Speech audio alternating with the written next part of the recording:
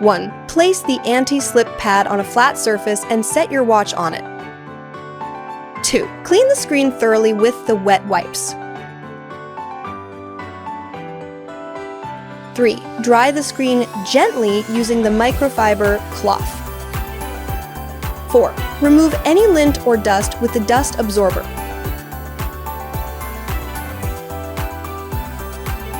5. Peel off tab 1. Align the protector with the watch screen and place it down. Press gently after placing for a secure fit.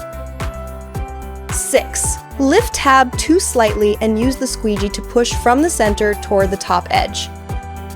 7. Repeat for tab 3. Lift gently and push from the center to the top with the squeegee. 8. Press the edges of the protector with your fingers to ensure full adhesion. 9. Peel off tab 4 slowly.